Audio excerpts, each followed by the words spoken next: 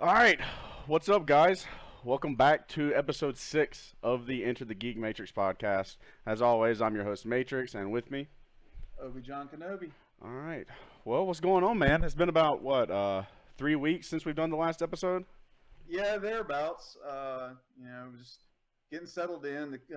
School starting. I got kids, so I've been pretty busy with that and trying to get back into work, but making it work, man. And I'm glad we're trying to figure out and trying to do this long distance, keep the podcast alive. I mean, dude, the internet's an amazing tool, is it not? I mean, you can just you can do anything at this point. You know what I mean? It's crazy. What was Um, it? Back in the '90s, there was that movie with Jim Carrey, The Cable Guy, and it was like prophetic at the end when he's like, "You'll be able to play Mortal Kombat with your friend in Vietnam," and now it's actually true. and look at where we're at today. It's crazy, Right? man. The prophet Um, Jim Carrey. Yeah. Well, and it's not like before when we took a break from this, we couldn't have done it before, but it's just, where I was staying at the time, my internet was shitty. I couldn't even stream regularly. And so I kind of just got bummed out about it and was like, all right, well, you know what? We'll travel back to this at a better date, right? Absolutely, yeah. And I think now is probably a really good time for that. Absolutely. Absolutely. Well, so, guys, first things first, we're going to touch on something that we spoke a little bit about on the last podcast. We watched the trailer for Bill and Ted Face the Music, and then what? It was maybe a week after that it released. Absolutely, yeah. I think we did the podcast on it like right before it was going to release.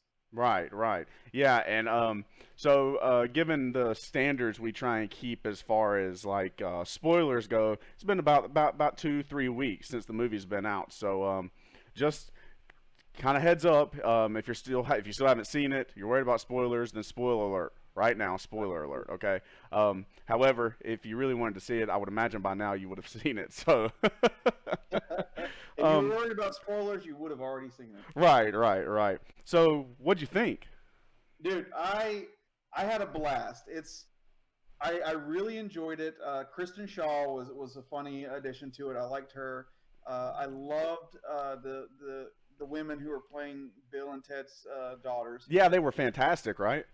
Absolutely, and it was such a cool thing to see them emulating that same kind of mentality and how in depth they got into music.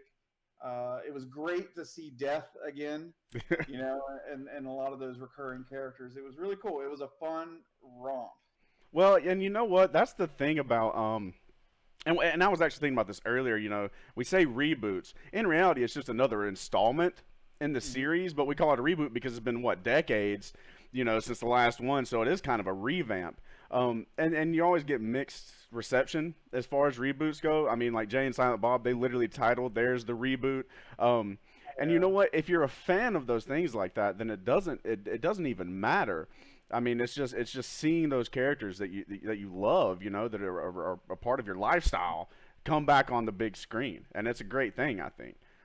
absolutely. I agree. I think people get too caught up in like hating on reboots and remakes and stuff like that. And even the like you brought up the Jay and Silent Bob reboot. They were making fun of that the whole movie. It was like very meta. But the whole movie's a reboot, and they're making fun of reboots and remakes, and that actually like kind of made it hilarious. Right. And and I have no problem with reboots and remakes. I get excited. What I take issue with is whenever they don't treat the source material well, Right. and they don't honor it the way they should have that it should have been. Yeah. So, but Absolutely. with this one, it was really well done. I think what they did, because this film, they essentially came to the point in time of the prophecy of Bill and Ted when they played the song that united the world, right? Right. And I think it was brilliant how they did it, because like Tenacious D has the song Tribute, where they sing about the greatest song in the world that they sang one night towards the end. You can't remember it, Yeah. but this isn't the greatest song in the world. This is just a tribute to the greatest song in the world that we can't remember. Right. Uh, I think they did a really good job addressing that in the film. So, and then this is the part where the spoilers come in. At the end of the film, when they're having to play that song that unites the entire world. you can't write like the greatest song in the world because somebody's going to have an issue with it. Somebody's going to write something better, et cetera, like that. So it was really cool that they made it their daughters that played it, and it was all throughout space time, like everybody in time is doing it. It was all Because inclusive. I mean, it included everyone. It united everyone together to create that song. absolutely, and here's the brilliant part of that. The fact they made it their daughters playing the song to Bill and Ted, that is the greatest song in the world. That's the Right. song that their kids played to unite all of space and time. It doesn't matter like if Eddie Van Halen comes out and makes the newest fucking shred fest. Mm. That will still always be the greatest song in the world to them. And as a father, like that speaks to me a lot. And I thought that was a really, really cool way to address that like greatest song ever and still make it to where you can actually show it instead of having to like if you were to try to display the greatest song in the world in a film, you would have to play like a couple notes and then fade to black and watch everybody's reaction. Right. No, you got to see this play all the way through, and it was a great tribute in itself to their fathers. I think both those actresses, I'm not too familiar with them, but they were literally the female doppelgangers of Bill and Ted. I mean to a T, and it was Oh just yeah. wonderful. What caught my attention about the film at first was when they were at that wedding, and that whole mashup of like that chick with their dad and then the brother and then back, and it's like what's going on, but then they get Bill and Ted to come up and play the song, the wedding song, and they start off with that kind of Mongolian chant. Mongolian throat singing. Yeah, and you know what, I liked the song. It was a Oh good yeah. song. Well, it is funny because their daughters are such like musical connoisseurs. They're like, Dad, I really love the Mongolian throat singing you did. It was very, and they even like named artists. Yeah. Oh man, speaking of the artists, Bill or the daughters going back and picking up all these influential musical people. I mean, you're getting to see like Jimi Hendrix. I mean, Oh that was yeah, amazing, dude. That was wonderful. Jimmy, Louis Armstrong. Yep, Louis Armstrong. Wasn't it Rembrandt or Beethoven or someone they picked up?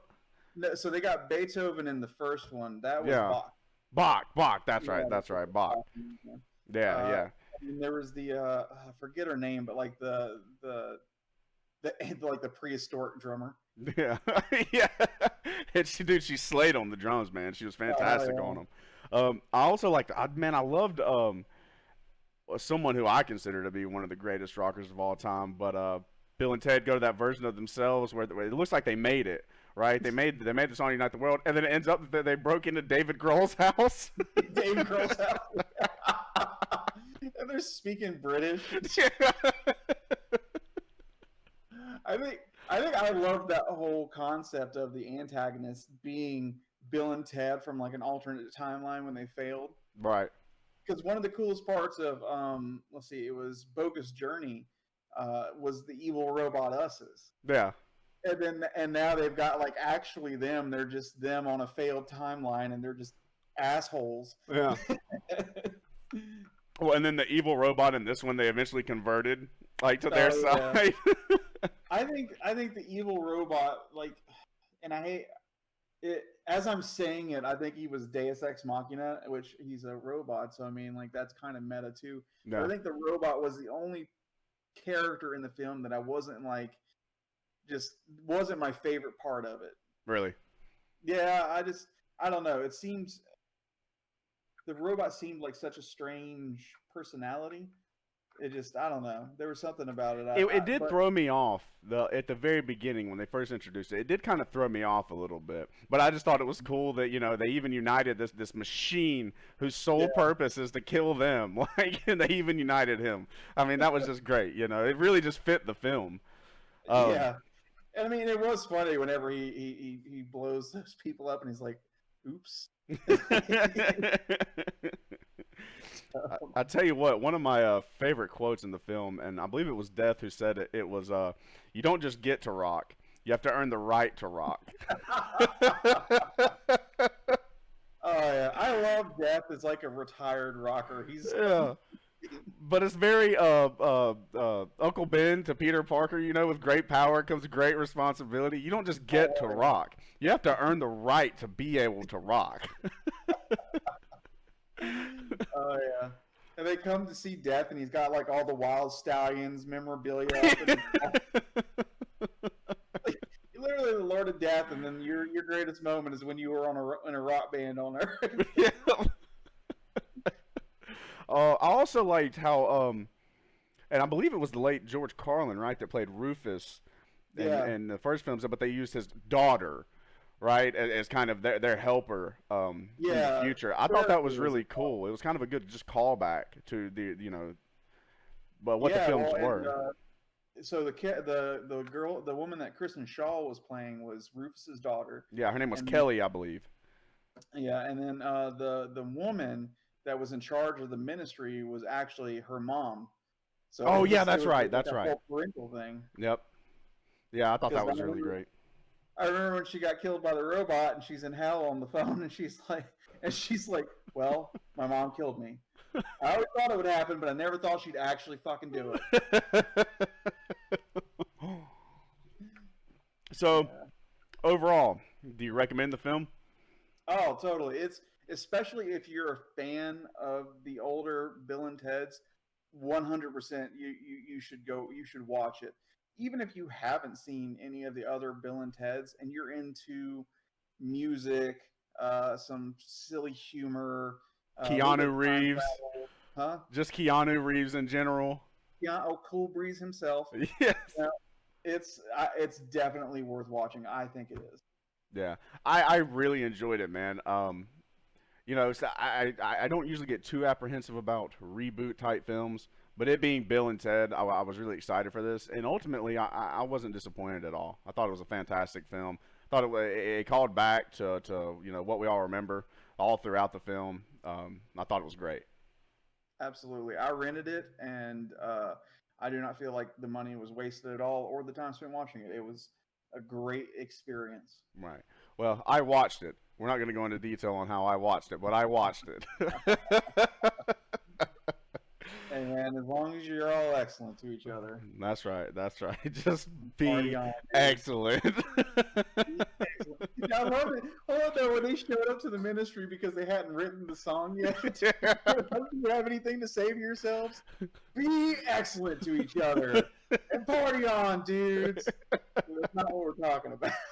I think you missed the point here. Yeah. And the whole concept of going to the future and stealing the song from themselves is just, it's such a great plot device. I mean, honestly, being if I was in that scenario and I had the capability to time travel, that would probably be my first thought. Let's go to the time where we've made the song, steal that fucking thing, and come back. If you really think about it, it was a genius plan. Oh, yeah. But then you And it's started not falling funny into if you that rolling yourself. over, the rolling over of the time. So their future selves already knew they were coming and when they were. So you fall into those issues, which is what created most of the film. Oh, yeah.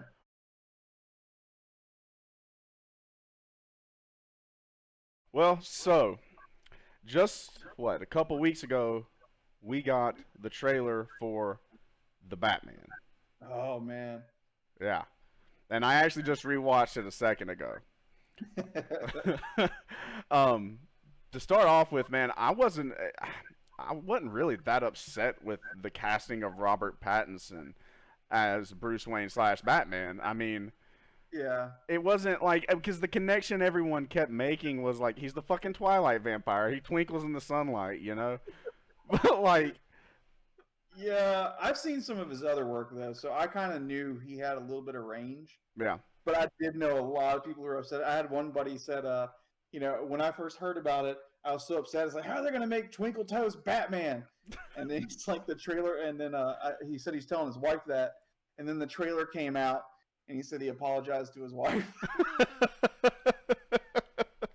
well, I mean, if you think about it, like if you've seen the Twilight films, and this is something that I really noticed in the trailer as well that I'm kind of excited for. But you get that okay, he's a pretty boy. He is. Yeah. He's a handsome man, right? So I feel like if parts of the film dive into this, that billionaire playboy Bruce Wayne, he'll be able to play very well, Right? And then That's you one add part in of that. You have to be a pretty rich boy. absolutely, but then you add in the badass vampireness of Edward Cullen, and then that's Batman. Like that's he has both sides in my opinion. I don't understand the conflict there. I think it was just the hatred of Twilight. And now, don't get me wrong, like I'm not a big fan of Twilight either. I watched the first one, and the whole thing felt like vegan propaganda to me. But I didn't mind the actors coming out of it, and I thought a lot of them were like great actors and actresses in it. I mean, I'm in the minority here. I actually kind of like Kristen Stewart a little bit, Yeah, but I think she has a lot of range as an actress. yeah, a lot of people would disagree, saying that she has absolutely no range because she has no emotion, and I get that. But a lot of people have also said that about Keanu Reeves too, and that he's very like alien and stuff Yeah, like that. I mean, I fucking love him too. right. So I mean, without him, we wouldn't have John Wick. exactly. And I consider that one of the greatest acting performances of our time. Oh, yeah. Yeah, a Or wonderful Johnny film. Utah from fucking Point Break. I mean, Fuck come yeah, on. dude. Um, so the bat suit. What did you think Mhm. of the brief glimpse of the bat suit? I liked it. I liked it. I like how over the years the bat symbol on the suit has kind of grown a lot more sleek and closer in resemblance to an actual bat. Because the original bat symbol was like the big curved wings, looks like freaking It looked like the axe damn blade. the bat Pokemon. I can't remember the name. That. But yeah, something like that. Yeah, yeah, that's what it looked like though. That's what the original symbol used to look like. Yeah, and I like how the symbols kind of become more sleek and streamlined. And I was a big fan of the Batsuit. It was really cool in the small glimpse. I want to see more of it. Is where my issue lies. I want to see more of the Batsuit, more of Pattinson in the Batsuit moving around. Right, right. Well, here's one of the biggest things I liked about the trailer, and I notice this every time I watch it. And you may agree or you may not, but it feels like, or it seems like, with this iteration of Batman, they've almost combined every aspect from the previous iterations. I mean, Ben Affleck's Batman, if you look at the bat suit for Robert Pattinson, it's kind of beefy. Mm-hmm. His cowl, the ears are shorter. I mean, so it kind of resembles that. But then you also get this kind of more real world aspect that you had, like with the Dark Knight trilogy. Batman was just a man in a suit. He was a detective. He was a cop. I mean, he was in a regular city, fighting crime, not necessarily villains, right? Right. And then I feel like you also get a little bit of the Michael Keaton Batman. Like whenever you see scenes of Gotham and stuff, and Batman and Batman Returns, it's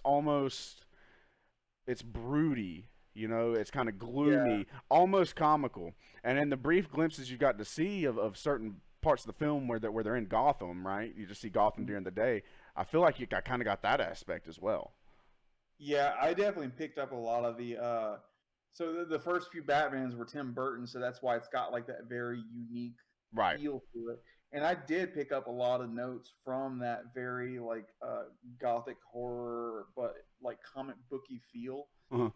and that was really cool. I loved that about it. And then yeah, you're right. It does have a touch of the realism that came from the Nolan Batmans, and yeah, and Batfleck was fucking yoked. So Yeah, I mean, dude, that was okay. If you want to talk like, well, I don't know, man. Christian Bale's Batman was kind of intimidating, but if you want to talk about first glimpse, like yeah, run up on this motherfucker, like Batfleck is gonna make me shit my pants. Like that's a big that dude. Batfleck will fuck you up. Yeah, dude. I mean, he was insane, right? Yeah. Um, Now, what did you think of the little snippet, or well, we actually got a bit of a fight scene between Robert Pattinson and Zoe Kravitz, who is playing Selena Kyle, aka Catwoman. Right. Which I love. Selena Kyle is such a great character, especially in the Batman universe. And I love that they're introducing her so early on in the story. Mm, That's really cool because that gives, back in the 90s, you had like a singular title character, and that's really who you had. And then maybe in the sequel, they'd get like a foil or something right. like that. I love how they're introducing a foil like right off from the bat. Mm. See what I did there? And I love how they're introducing that. The fight scene and the choreography look really cool, and I love just like the grim and grit feel of all of it. You Right. know, like Marvel has done a really good job of creating essentially Star Wars in comic book form. You know, Yeah. it's for kids and family. Grown adults can come in. There's some stuff for them in it, but you can bring your kids there and not worry about it. DC looks like they're trying to. They did the kid thing back in the '90s, and they're trying to get the kids that they got in the '90s to give them their money now, and now we're all like 30. I So think it's a great business plan. I mean, yeah, truth yeah, be it's told. really cool, And I and think it's a really interesting transition because even if you look at, back when Batman and Superman were first introduced, what, in the 30s or so, uh, like they were, it was like, it was America. Like, you could hear it on the radio. You're a kid at home listening on the radio. Like, it was just very, it was built for children to give them inspiration. And now, like, it grew over the couple decades, and then in the 80s, 90s, it got really, really big, right? Well, now, like you and me, our generation, we need something a little more adult. I don't mind watching the childish aspects of it because I'm a fan regardless, right? yeah, Yo, test subject, appreciate that Twitch Prime sub. Sorry about that. oh, you're good. But How we I doing really, on, man? I know, right? But I just really I like how they're taking a darker direction with it. I like having something that I know and love and enjoy from my childhood and being able to enjoy it from a different lens, right? Hmm. From a more adult lens. I think that's great. Absolutely. I think honestly, the two forms of it, I don't see why like a company couldn't try to do two different brandings of the same comic book series, where one's more geared towards kids and one's more geared towards adults. But I can see how it'd get confusing because Yeah. if you've got a kid who's obsessed with Marvel and then they do some shit like this new the Batman, when you have some pretty brutal stuff in it, they may accidentally come across it. So I can see how like keeping them contained could be beneficial. And either one is a really good business strategy because either way, you're going to be getting a lot of longtime fans and even maybe some new fans, whether it's gritty or whether it's the kid thing. You're probably going to get a lot more new fans with the kid friendly version of it, but Right. you're going to get a lot more long term hardcore fans with the gritty take to it. Well, and I think DC's kind of dropped the, or some say, which we haven't gotten the Snyder cut yet. Um, Right. but they kind of have dropped the ball recently. I mean, Wonder Woman is basically the only thing that's gotten really great reviews thus far. Now, granted, I've liked all their films, but that's just because, and we've talked about this before. I'm just a fan. I don't care. Like, I just want to see these characters that I love. But Yeah. DC, from a business standpoint, I think it was very smart because Marvel had essentially already capitalized on that family friendly, aspect of their films, and so DC had to do something different. You Hmm. know, they already did. They tried Superman, numerous times. You had Christopher Reeves. The first couple were great. Kind of fell off there towards the end. Superman Returns was kind of a flop. Right. Then you had the Dark Knight trilogy that was fantastic. So they kind of needed to change it up to a different aspect. And then versus Marvel, I mean, I think from a business standpoint, it was a great decision. They just really need to focus in on the quality of the films. Yeah, and really, what happened? The problem that happened with was it not Bat versus Superman, but I mean the Justice League films and stuff like that. Mm, It wasn't so much Snyder having to take a step back and then Whedon coming in, but that kind of did play a role. The I think one of the biggest problems they were doing is like they made the whole thing revolve around Steppenwolf instead of Darkseid, and then not using that as a lead up for the Injustice timeline, which they were alluding to with the whole nightmare Batman's sequence. flashback and yeah, Nightmare and all that. Yeah, so I think that's where they dropped the ball with Justice League, is them focusing on Steppenwolf as the titular uh, villain instead of like Darkseid, uh, and then them not trying to set it up for the nightmare thing. Right. I am excited for the Flash movie they're planning because it's sounding a lot like it's going to be Flashpoint, Hmm. which is a really cool arc. So that could probably be pretty cool. We might get like Thomas Wayne and that kind of thing. Right. Yeah, that would be great. Um, so back to the Batman. How about that scene there towards the end of the trailer where he just absolutely wrecks those fucking thugs, and they Oh, ask him, dude. "Who are you?" I'm vengeance. Yeah, that was really cool. I'm loving their embracing of the brutality and violence in this gritty crime city. And I'll tell you what, one of the things that really caught my eye is how brutal they're making the Riddler in this, because he's, from what I Yeah, was gathering from the film, from the trailer, that's who the villain's going to be, is the Riddler.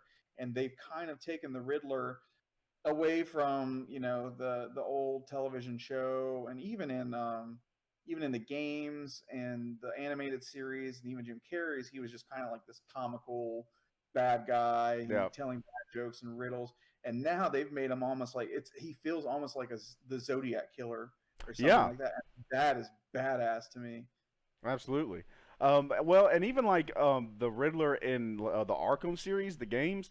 I mean, he was the biggest component of him was finding those bullshit Riddler trophies all around the map that took ridiculous intelligence on a lot of them. I mean, they were it's a bunch of crap, dude. Yeah, I mean, there was only just a few little missions and stuff that involved him, but it was never like as gritty and as intense as opposed to like when you were going after the Red Hood or like even the Penguin, because he was always trying to steal some kind of arms and you know that all of them were kind of dark, and then you're in this dark world, and then you have the Riddler, and it's like, dude, all I remember from you is having to find your bullshit fucking trophies. yeah. Like, Collectibles all over the city, Batman. Find them or don't have them. I don't know. I didn't think this far through. yeah. Oh, dude, I can't tell you how many times I raged trying to get some of those fucking trophies. I just gave up. I still have the game. I've never 100%ed it. Like it's still just sitting there, and it's literally just trophies. That's all I have left. I was never a fan. I like the idea of collectibles in games, but I don't like the idea of collectibles just for the sake of being collectibles. Right. Like, I want the collectibles to be something that benefit me gameplay wise. Yeah. Yeah. That Just that's just to starting find shit for like a little still image or whatever. Like, dude, yeah. come the fuck on. Like, It's not 1998 anymore. Like, you can program in some game mechanics for the shit I find. yeah, dude. I mean, Jesus. So, anyways, guys, the Batman is expected to release in October of 2021, I believe. It's directed by Matt Reeves, who, if you guys don't know, has done things like the newest Planet of the Apes trilogy, 10 Cloverfield Lane, Cloverfield, and a couple other films. I've seen a good some of his films. Pretty much everyone that I know of that I've seen, I kind of liked. So All right. I'm really excited for this. I really like the approach they're taking with it, and I honestly think it's going to be a great film. I do too. And what's really curious about all of it is what DC is planning for it. If with this film, is this going to be another universe that they're trying to spin up? Is this somehow going to play into the Justice League universe that they've already established? Is this a spin-off, an alternate universe? I don't know. It'll be interesting to see what they do with it after the film too, especially depending on how well it does. Well, and what worries me is going to turn into like the Spider-Man fiasco. You know, was he in the MCU? Was he with Sony? Back and forth, until they Yeah. finally just came up with a decision. We didn't know if we were ever going to see Spider-Man again. You know. I've kind of had a sore spot about Spider-Man since Sam Raimi did Venom like that. Oh In yeah. Spider-Man 3, he hated Venom, and so he didn't really do all that great. We get fucking Foreman from that '70s show for Venom. Fucking Eric Foreman. I mean, but how Eric about Tom Foreman. Hardy as Venom though? I mean, goddamn, that was a great performance. That's an amazing film, and I love that one. I'm excited for Maximum Carnage. Hmm. I mean, Tom Uh, Hardy, dude, he's just fantastic in anything he's in. I love him in everything that he's in. yeah, Mad Max, Venom. Like, I haven't watched it, but I heard he's really good in Peaky Blinders. Dude, okay, so I've watched all of Peaky Blinders, and his character is Yeah, amazing. He's amazing, dude.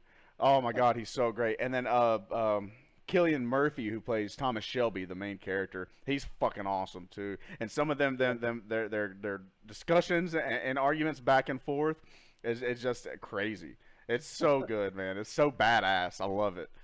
that's awesome. Killian Murphy, I think he was in DC too, right? He was He was Scarecrow Scarecrow in the in The Nolan. Dark Knight. Yeah, Yep. Yep. look at that. comic books connect. I know, right? We're just melting pot, baby. God tier comic book characters and actors. uh, so, guys, who were kind of up in the air about talking about this at first, then we realized that, you know what, and especially now how episodes are only releasing, on Fridays. I guess it's not necessarily a bad thing to get into a little bit of it. But the much anticipated season 2 of The Boys just came out, and I know a lot of people. A lot of people have been excited for this. A lot of people. So beforehand, before we get into it, just in case, let me go ahead and give you guys a spoiler alert. Okay, if you haven't been caught up, there's only 4 episodes out right now. Doesn't take long to catch up. But if you don't want any spoilers, go ahead and tune out now. Maybe come back and check out the podcast on YouTube later. Okay. Yeah, we'll have it marked on the YouTube video where spoilers are and where you can skip to if you want to skip over spoilers. Right. So, season 2. What do you think?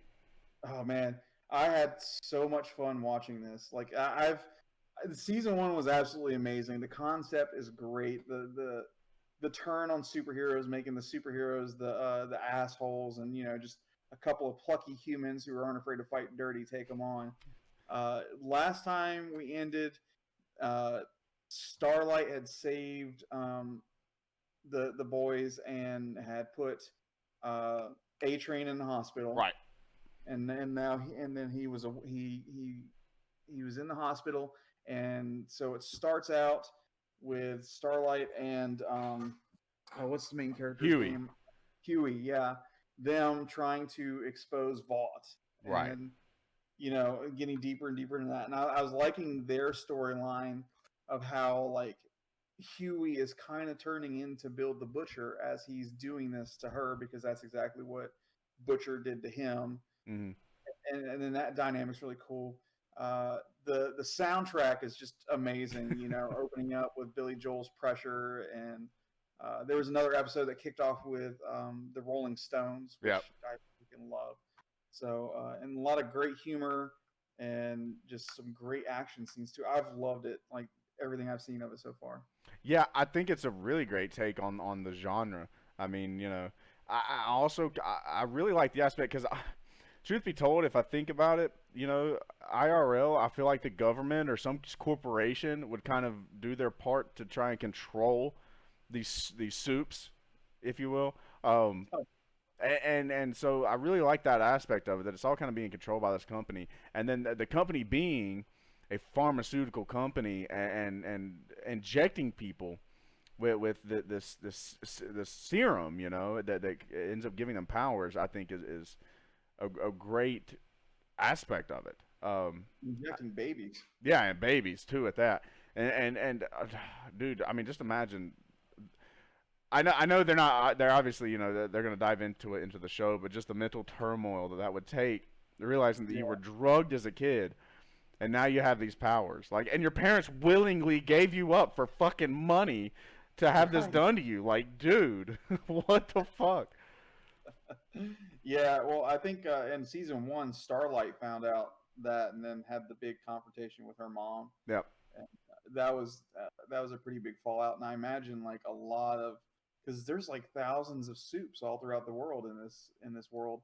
So like a lot of them, that's probably going to be some of the culmination of season 2. Because here's where we get into the spoilers. At the end of the 4 episodes that come out, like it's released on the news. Starlight actually succeeds in getting the Compound V, Yep. and getting it to a newspaper, and it's released on the news that they're not born that way, they're made. Mm-hmm.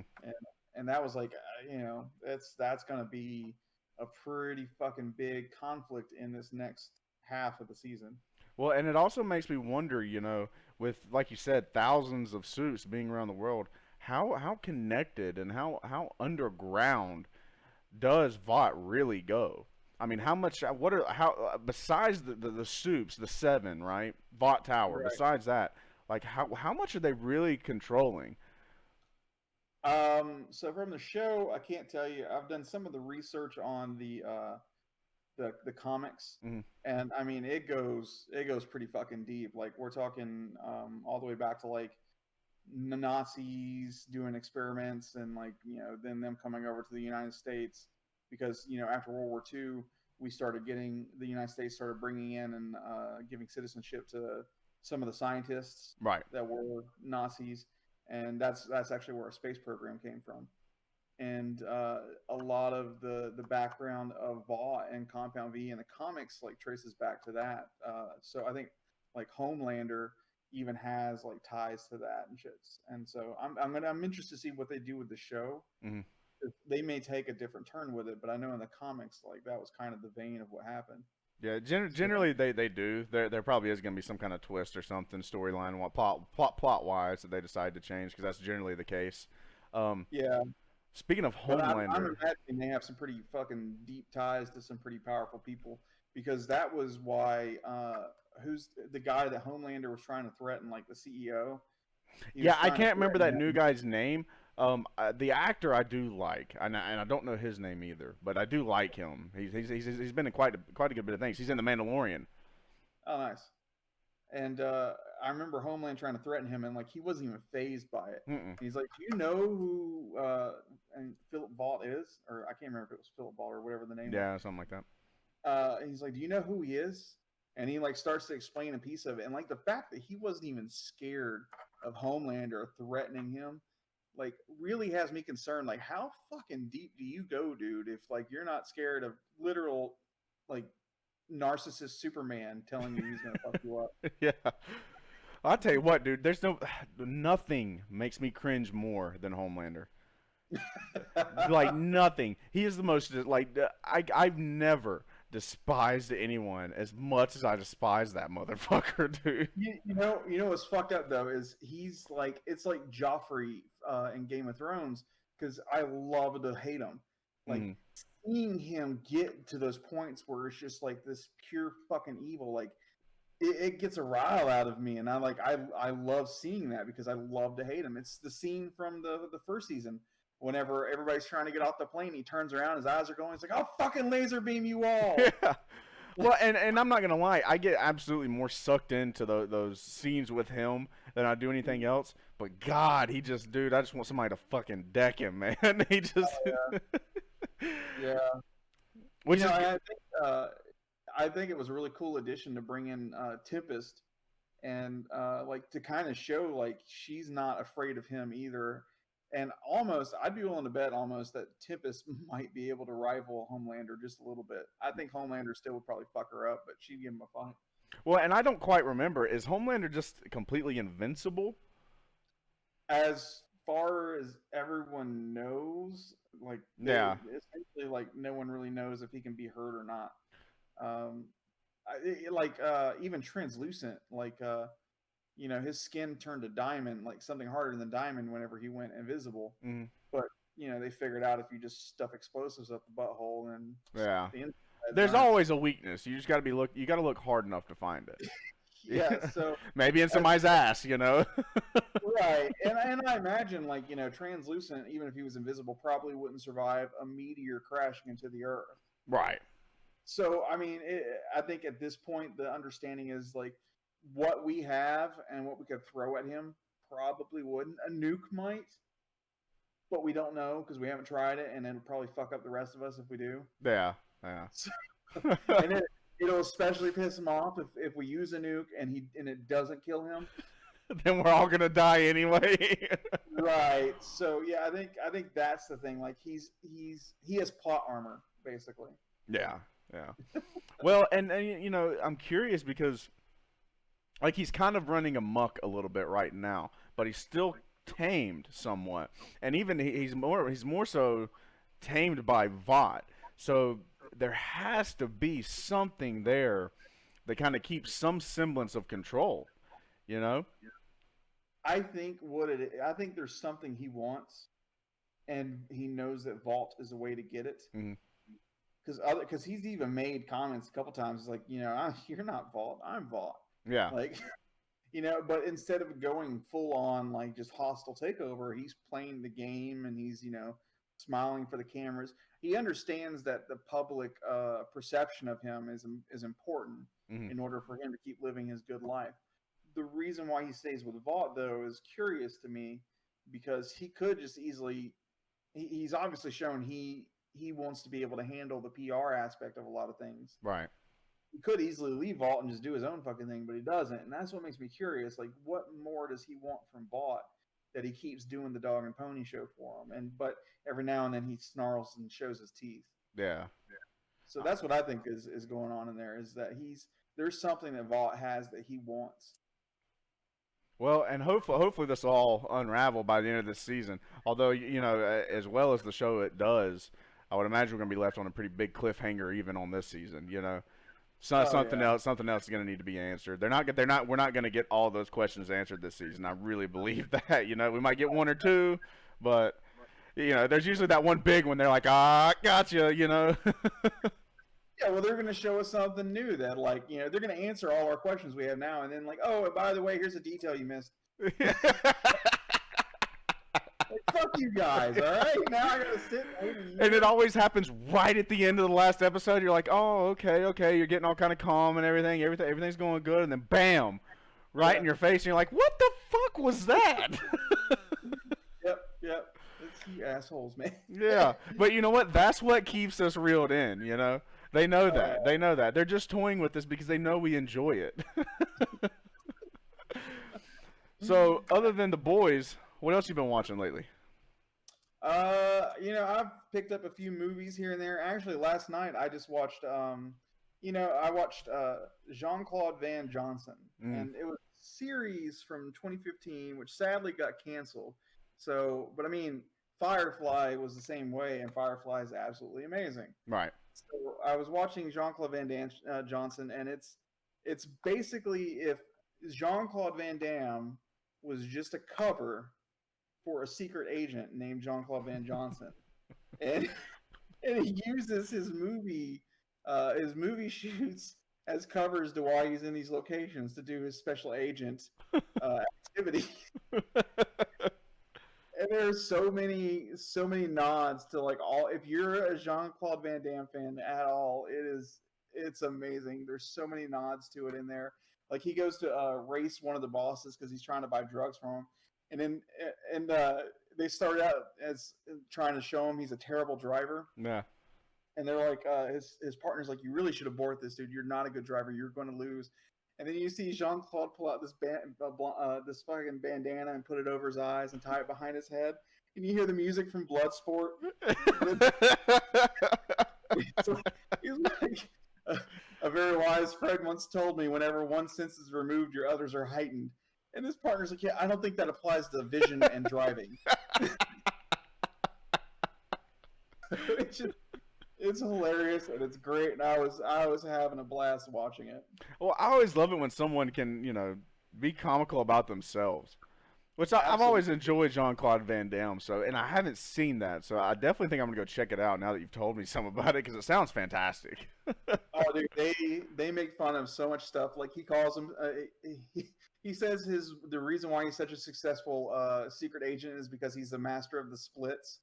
Yeah, Jean-Claude does the split punch, and he's filming one of the movies, and one of the directors like, "You listen, I know you're used to choreography from like the '90s when it's like one guy at a time, and all of a sudden you do your spinning kicks. It's not like that. Nobody believes that. It's not realistic." And then whenever he's like doing a secret agent thing, he comes across a group of guys, and they all start to rush him, and the leader's like, "Whoa, no. One at a time, otherwise we're going to start bumping into each other."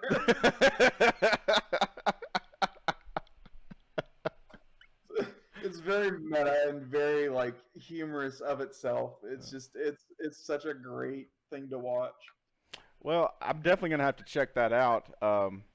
Man, here recently, all I've been watching is anime. I have caught up and watched some that I haven't been able to get around to watching. Over just the past 3 weeks, I think I've finished maybe 3. One of which you've actually watched some of and you recommended to me, which I had heard of was a pretty popular one before, but Parasite the Maxim. Yeah, I finished that too. That was amazing. That was a fantastic anime. I'll tell you what my favorite part in it is, and Miki and God, I can't remember the main guy's name. It was Shiz something. But anyways, they're talking, and Miki, the parasite, Mhm. starts to kind of ask him, what's the difference in me eating humans to sustain my life when you humans with total disregard of their lives kill animals to eat them to sustain your life? I was like, Right. holy shit, like that's some profound ass shit right there. Yeah, humans very quickly forget that we are actually on the food chain. Yeah, So, yeah. step out into the jungle, you'll get eaten by something. Right, right, right. Well, But yeah, I tell you another one I just recently watched, which is actually on Netflix, and it's kind of the same thing as the Seven Deadly Sins. So the Seven Deadly Sins, the subbed version, uh, mhm. airs over in Japan, and then Netflix has the rights for the dubbed version. Right, so Right. when it shows up as a Netflix series, but the one I'm talking about is called Doro Hidoro, which was Yeah, yeah. I think I very passed that on Netflix one time. yeah, man, and it's a little more adult TVMA, but basically there's like these two dimensions.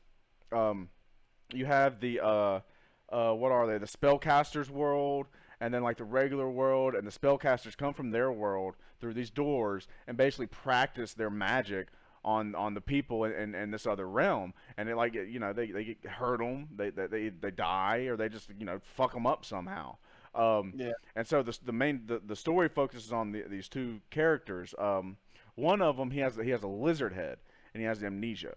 So basically, he's the main character, and what he's trying to do is trying to kill all these spellcasters and find out who the hell changed his head. Because Yeah. he was human, and so he only has brief glimpses of it. And then he runs around with this girl who runs a restaurant, and so that she kind of helps him, and you end up finding out that she's a spellcaster, and it's this whole big deal. But the whole show itself it has a kind of creepy vibe to it. I mean, it's really kind of dark, but there's some very funny parts in it, and it's full of some really good action. I mean, there's a good bit of blood and gore in it. Nice. That sounds really cool. The concept of like two parallel worlds and just like spellcasters coming over and fucking with the other inhabitants. Just that sounds like something people would do. That's literally all they do. Like just to practice their magic, they come over to this other realm and fuck with people. Like I that's feel all like it that's is. something humans would do. Yeah. But it's funny. They're instead of like mana, like you would Right. use for so there's a smoke, is what it Oh yeah. is. Yeah. You So want they expend the smoke, and that's what they use to convert to like spells or magic energy. And so you can run out somehow or another it recharges. But yeah, it's smoke in this one, which I think is a kind of an interesting take on magic. yeah.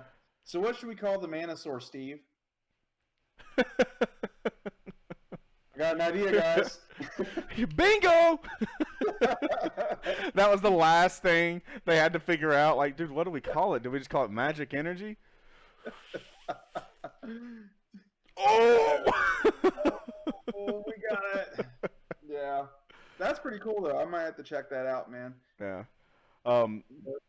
So another one, I think it's just about to finish, and God's gonna crush me. But a lot of viewers and that Sword Art Online is one of my favorite animes of all time. Yeah. I think it's just absolutely beautiful. But if you haven't checked that out, definitely go check it out. If you're into video games, it's an isekai type anime, basically meaning that the main character or characters are transported to either a video game or alternate world type deal. And that's essentially what happens. And so we're on like this third or fourth, no fourth game that they're in now, and the war's kind of concluding, but there's a whole bunch of crazy stuff going on, man. I tell you what, this one of the few anime that actually I have teared up quite often watching it. Yeah, it gets really heartfelt, man. I actually just refinished Aincrad about a couple weeks ago, Yeah, and yeah, dude, it gets deceptively heartfelt in some of the parts. and You, what's weird is it plays itself out like you wouldn't expect it to go that way. It almost seems more shonen at times, right? yeah, And then all of a sudden it hits you with some truth, or some love, and you're like, holy crap, what just happened here? oh yeah. Yeah, and, as long as they're not preaching the power of friendship. Oh, for the love of God. I tell you what, I loved every minute of Fairy Tale, but that shit right there got fucking old quick. Dude, every bad guy was bigger and badder, and you know what they beat him with? Fucking friendship. Jesus Christ, Yeah. the Dragon King that Natsu killed at the very end, he used the powers from his friends, literally embodied, like imbued inside him to defeat this guy. He literally used his friends' friendship energy to beat this fucking guy. Like, god damn it, dude. Why don't you just get mad a little bit, you know? Like, Angry. That's that's what DBZ was. It's like fuck friends. I'm just gonna get mad and beat your ass. yeah, dude. Like, God, dude, that was just it was the most aggravating aspect of it because I have friends. Fucking good for you, bro. Are you done with your monologue now? Can we get back to the fight, dude? Like, Yeah, it's such a trope. It's comical.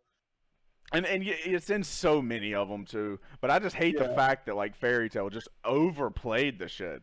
Just every episode, somebody was winning because they realized that they had the power of friendship. Like, I get it, bro. Y'all are in the same episodes every episode. Like, you're friends. well, that's why I like to watch a lot of like seinen anime. Like Ghost in the Shell, Parasite, Attack on Titan, that kind of thing. Yeah. It's a lot of it is there's not as much of that power friendship trend going on through it because it's geared towards adults. A lot of it has to do with just like survival and outsmarting enemies and stuff like that too. There's still some power like a friendship, like in Attack on Titan, the brotherhood of the Scout Regiment is a Right. big thing, but that's still not quite the power of friendship.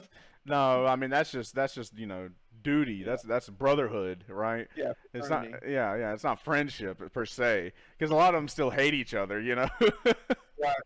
But So I I'll protect you, man. I'll risk my life for you, but I don't fucking like you. when we get back, if we make it back alive, don't fucking talk to Yeah. me. Fuck you, and I'll see you Yeah. tomorrow. Or if we don't get our ass beat here, I'm kicking your ass when we get back.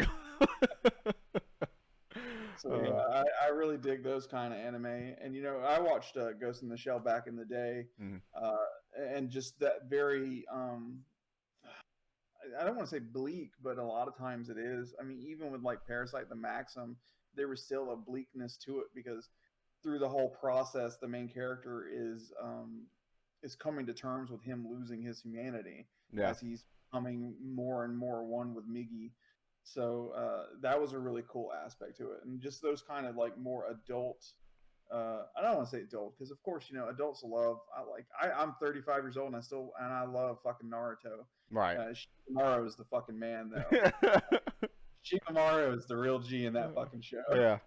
Like, how the fuck is he gonna resist the damn the jutsu where everybody's falling asleep and then he still just lays down and takes a nap on his own? It's like, oh, might as well. Shit, not like anybody's gonna wake me up anyways. Yeah. But and I love those, and they're great. But when you're dealing with some more adult themes and stuff like that, the seinen are really really cool, and they're more engaging of your mind. Like the shonens really tug at your heart and your emotions and stuff like that, whereas the seinens like draw at your mind. Like I was watching Death Note, and the whole thing about it was I was just loving like this battle of wits between L and Kira, Mhm. and wondering like who's next, how they're gonna outsmart each other and shit like that.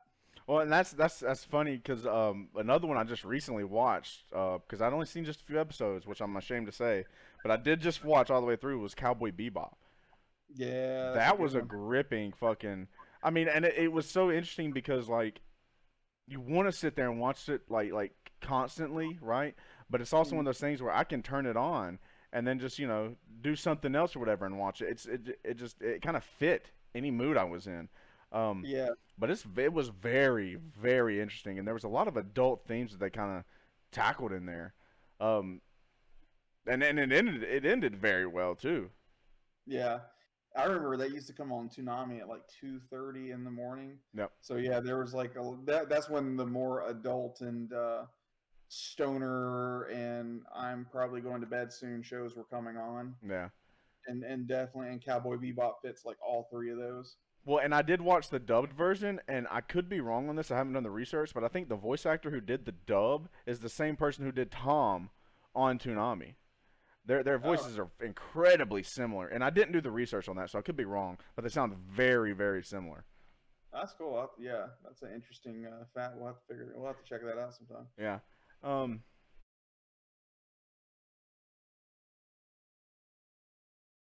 So, other than that, man, what have you been playing lately?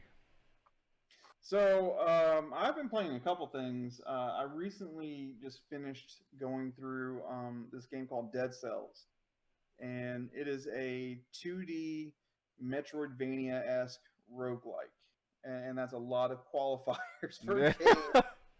So I'll explain them for those out of the viewers out there who may not know what each one of those terms mean. Metroidvania is essentially a a conjunction of terms representing Metroid and Castlevania. Basically, what a Metroidvania is when it's a massive map and different parts of it unlock as you unlock new abilities from exploring that map. So the map gets bigger and bigger and bigger as you unlock more abilities and can reach new places. And then sometimes there's a lot of backtracking, and you have to go back to this other place because you saw a high jump there that you didn't have the high jump, and then like 3 hours in, you have a high jump now. Right. That's what a Metroidvania is. A roguelike essentially means there are no saves. If you die and you start back from the beginning. Oh Now, yeah. The first what makes rage. yeah, yeah. Well, there's an added component in roguelikes that actually will make it fun. So when you're playing a roguelike, a lot of what you pick up, you'll drop on death. Mhm. However, there are certain abilities and mechanics that you unlock as you play through, which are permanent. Okay. So in Dead Cells, as you're playing through, if you kill enemies, there's a certain percentage they'll drop a blueprint of a weapon or something like that. Mhm. And if you make it to the end of the level and give the blueprint to the collector, then it unlocks that blueprint. And what that does is it gives you a new weapon that may drop throughout the game. And so you unlock these new weapons as you're playing through, and then you unlock all these things, and it's kind of like got this RPG element to it. Right. So Dead Cells is essentially that, and I made it through the first playthrough recently, and that was a blast. The combat felt very similar to Symphony of the Night. It was very well polished. It was fun because there's multiple paths to get to the end, and it's really a great feeling when you make it to a new boss that you haven't made it to before, and you've already done like 50 runs, and Right. you still haven't got to this boss yet, and you finally get there. It's such a great feeling. It's a huge accomplishment. Yeah, it's really really fun, really well done. The art style is it's pixel art, but it's high res pixel art, so still looks really good. Okay. Okay. Well, so and you've also been playing the new Tony Hawk, right? Yeah, Yeah. How was that? dude, I bought the new Tony Hawk a few days ago, and I played it. I was a big Tony Hawk fan back in the day when it came out for like PlayStation and stuff. I was a teenager. Mm. This was the music of the time. It was like all the music on it was current music and stuff like that. I played this game for fucking days on end in my room and never saw sunlight. Just sitting grinding on rails and doing vert tricks and shit like that. So I downloaded the new Tony Hawk. It's on my console, and I sit down on the couch. Kids are in bed, crank it all up, and the first thing I hear is as soon as I turn it on and it starts doing the credits and everything is Hmm. Superman by Goldfinger, and like all those fucking '90s memories just flood back. I'm seeing like Tony Hawk and Bob Burnquist and all these people on the fucking screen with ska playing in the background. Yeah. And I was a teenager in the '90s again. It felt fucking amazing. The gameplay, the graphics are great. It's got a really cool, really smooth feel to it. There's character customization, so you get to make your own skater, and you can even adjust their stats. So you Right. can go more focused on the grinding or more focused on aerial tricks. And then it's got Tony Hawk's 1 and 2. Some additional levels. You can build your own Oh, skate there's a park. creative park in there. Yeah, there's Okay. creative park. Pretty cool. I imagine there will be ways to get parks created by other people. Yep, kind of like the Fortnite creative mode. People create Yeah, things and you can go and play on their maps and things like that. I grew up skateboarding. I mean, I don't know if you remember, I skateboarded all the yeah. time. I got okay at it. Okay. But so I played the original Tony Hawk games. But in my time, Tony Hawk's Underground was like one of the newest ones that came out. And so, of course, I played the originals, but then Underground came out and it was a huge success. I mean, people Right. loved it. And as someone who uses skateboard, I still do have an interest in it. I still follow a lot of like the X Games and things like that, and watch it as much as I can. I think it's awesome that they remade these two iconic games, and you get to see all these OG skaters out there again. Because they're not necessarily doing it anymore, man. So, No, yeah. Tony Hawk's getting up there in the years, so who knows though? He may be able to still pull out the 900. yeah, man. I mean, well, they're going even further now in the degrees. Some of the newer skaters. I think Bob Burnquist still does a little bit of vert stuff, not like street or anything like that, but he still does a couple vert ramp things, but not much. But then you had my favorite character was Chad Muska. Yeah. I played Chad Muska all the time. Yeah, I think I played through and I think you get like a skeleton. I think I played as the skeleton. Oh yeah, I think I remember a skeleton or something like that. Yeah. All right. So what about But this new game, which the I gameplay. am? Oh, Oh, go the ahead. gameplay. Yeah, the gameplay is really smooth, really cool, and it feels great. It feels a lot like the original, but they've added a lot of stuff in there, so it's really great to play. Not only is it this nostalgia factor, but it's a really good game too. Well, you know what always trips me out about when they remake games like this or anything like that? If you go back and look at it originally, it looks like absolute shit. Hmm. And we thought it was the most amazing thing in the world. And so going back to play it now, unless it's something like Mario Kart or Super Mario or even like the older Zelda games and things like that, but going back and playing a game like that now, it's really hard to get through. Oh I yeah. mean, because you do have that nostalgia and it's fun, but it's like, dude, I used to sit here and play this shit for hours and never even cared about how it looked. But now Uh-huh. we've gotten so accustomed to the way graphics can be done. It's kind of disheartening when you turn it on and you're like, oh, what the fuck? I think that's why I don't mind remakes for video games Yeah. because you get to play these old games that I sit around. I play a lot of retro games, Mm, and you get to replay these old games, but with these great new graphics and smoother controls that we have today. I love video game remakes. yeah. Oh yeah, absolutely. Because that's not really something you can mess up too much. Because for the most part, unless you're adding new things, you're really just re-rendering it. For to today's standards. So it's Mhm. the same game. It just looks polished. And Yeah. so I mean that's really all you got to do with it. Yep. So another game that just came out recently that I must say I'm getting pretty good at is Spellbreak. Um, for those of Yeah. you that don't know, Spellbreak is an all-new free-to-play battle royale on all platforms, I believe.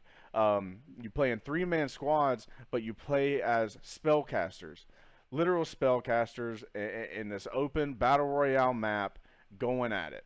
Um, but when you start off, you pick which element you want to use as your spellcaster. So you have the pyromancer who uses fire. You have an electrical user, wind, stone, poison.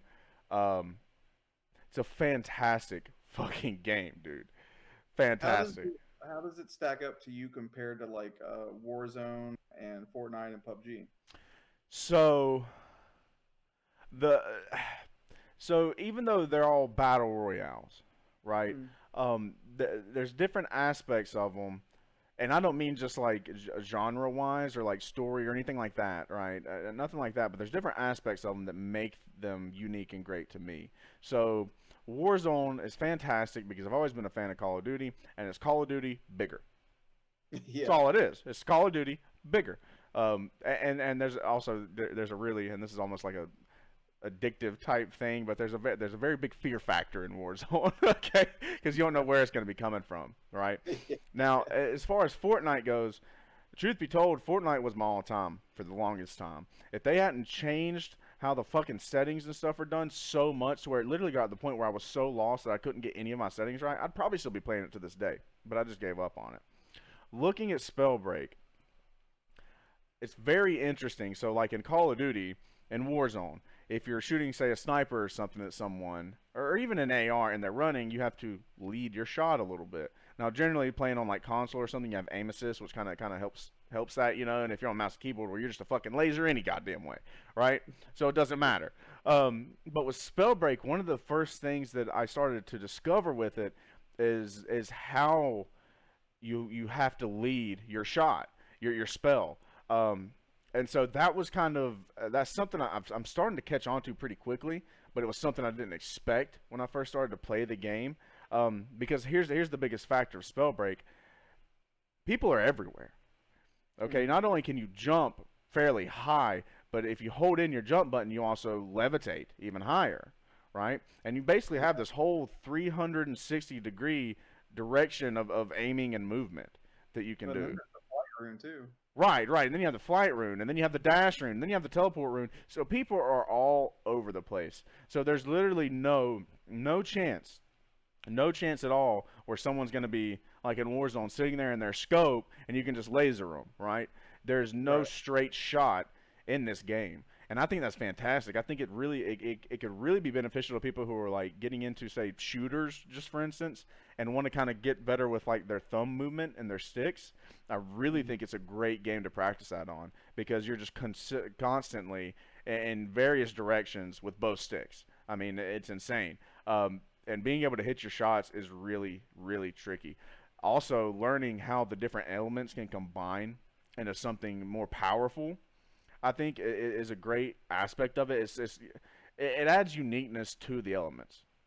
You know what I mean? Yeah. As opposed to, okay, well, I picked a pyromancer, you picked a wind user, but your wind user's basic attack and my pyromancer's basic attack does the same damage. You just got to hit it, right? Right. Whereas with this, like, and I noticed with the wind user, their base attack doesn't do really shit for damage, but it fires very rapidly. Whereas the pyromancer shoots one fireball, and he kind of has to take a second and then shoot another one, but it does about 20 or so damage. Yeah. And so it's really cool how you have to consider that as you're playing. I also think that that leaves a lot of room when I really feel like this game is going to take off at least a little bit competitively. I really do.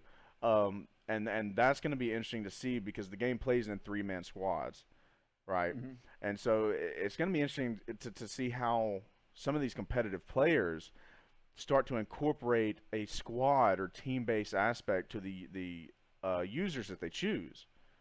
Oh yeah, like and the elements and how that's going to affect like the squad roles. Right, right. And so, and I was actually playing just a little bit. I played about 2 matches before we actually got this up and running. And I was talking to some buddies of mine, and they were talking about how the stone user is OP right now because of how much damage even its base attack does.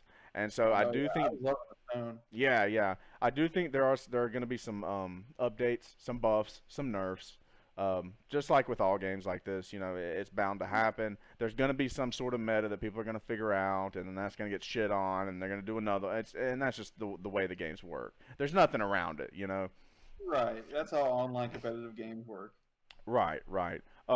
Overall, I really enjoy the game. I'm really digging it, man. Um, the time to kill is a lot longer than most BRs and shooters that I've played before.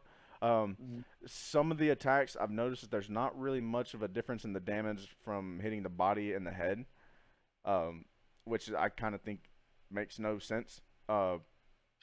That's really one kind of my only gripe about it is that if I hit you in the head with my fireball and I hit you in the chest with my fireball, I would expect that headshot to you know do some serious damage, right? Right. And that may be something they add in later because I'm sure if you're having that thought, you're not the only one. Right. Now, me and you have played some Spellbreak. What do you think of the game? I had an absolute blast playing it. I love the I love the what's the word, the almost alchemic nature of like mixing the elements Mhm. and creating powerful effects. That's really cool. I love the flight, the hover, the movement is really cool. It's you don't feel as constricted as you do in Call of Duty Right. and in Warzone. You know, like I do feel like the movement speed in Spellbreak, as far as like your run, is probably a little slower than your movement speed in Warzone, but your actual freedom of movement is a lot more in Spellbreak, and that's a really cool thing. Uh, the only thing I wish I could have done, and you still kind of can, and it's just very difficult to do, is throwing spells at people while you're hovering. Yeah. At that point, one, hovering uses your magic up. You're having to control, but use both joysticks Mhm. in order to move, look, and now you're also trying to hover. So I've got to have like a fourth finger in there somewhere, and that was a little difficult to do because really, like, especially as a Dragon Ball Z fan, like I wanna fucking hover and shoot fireballs at Yeah. people.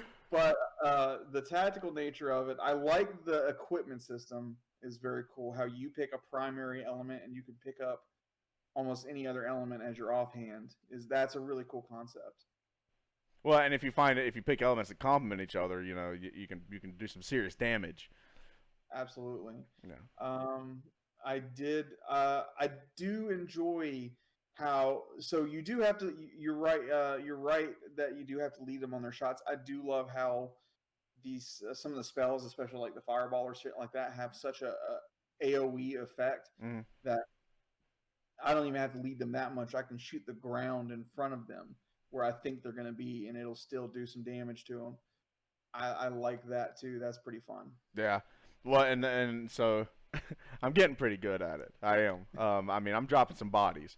One of the things I'm working on now is being able to hit my shot better while I'm levitating around, leading it that way. If I'm shooting against someone who is also levitating and shooting at me, there's my issue. One of my strongest, and I don't know how I hit this so often, is I'll shoot up in the air and come down, and as soon as I'm coming down, I get like this close to the ground, and then the other guys, he starts to go up, and I just bam, hit him right on his head, and I do it so often, and that's like the greatest feeling in the world.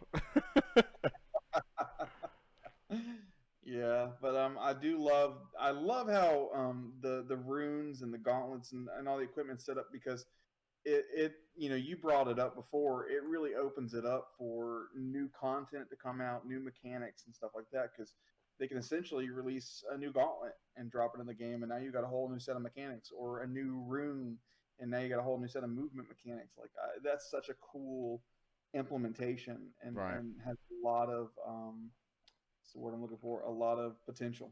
Absolutely, absolutely. Um, so yeah, guys, Spellbreak, definitely check it out. It's free to play on all platforms. It's a fantastic game. I'm really enjoying it. I really feel like there's going to be some raging, and I'm going to get really competitive with it in the future. I really do. I can already see it happening. So stay tuned for those streams. It's fun as hell though, so it's worth it. Yeah, yeah, it's definitely a great game. All right, guys. Well, we're gonna go ahead and wrap it up here. When are you thinking? 2, 3 weeks out for the next episode? Yeah, that sounds. I think that's a good rhythm right now. Is 2 to 3 weeks for every episode. Uh, Absolutely. that'll give us time to. That'll give us time for shit to happen in between to talk about. Yeah, yeah. Of course, of course. Otherwise, this shit's just gonna get stagnant. I could sit here and just stare at your video the whole time, but I mean, I don't know if the viewers will want. Yeah, yeah, absolutely. Just by the way, guys, be sure to check us out on YouTube, um, as well as on follow me on Twitter. All that, the commands, all the links are down below. That'll help you keep up to date, not only with the podcast but my stream as well. The edited version will be uploaded on YouTube by Friday. It. Yeah, By okay. we're trying to go with Friday afternoons for release date. Right, right. Friday afternoons, probably around 3 p.m. Eastern time, something like that. Yes. Yeah. Okay, so be looking for that. This episode will be uploaded by Friday, this next Friday at 3 p.m. Eastern. Guys, if there's any topics or any questions you have, comment on the YouTube, follow me on Twitter, DM me there, whatever the case may be. I'm usually quick to reply. What about you, John? Man, yeah, totally. No. I reply to the YouTube video comments as best I can, and I would love to hear what any of the viewers want us to talk about. We can easily come up with what we want to talk about, and there's tons of stuff that we can pick up on. Right. Uh, but if there is something out there specifically that you want to hear, like honestly, I love finding out what other people want to hear about, and especially if it's something I don't know about, that gives me a chance to go out and learn it. Yep. So that's always cool. I love learning new hobbies, new games, new movies, stuff like that. Right. Right. All right, So, guys. Well, I hope you enjoyed the episode. We'll probably be live again later on with some video games. But until then, we'll see you next time. until then.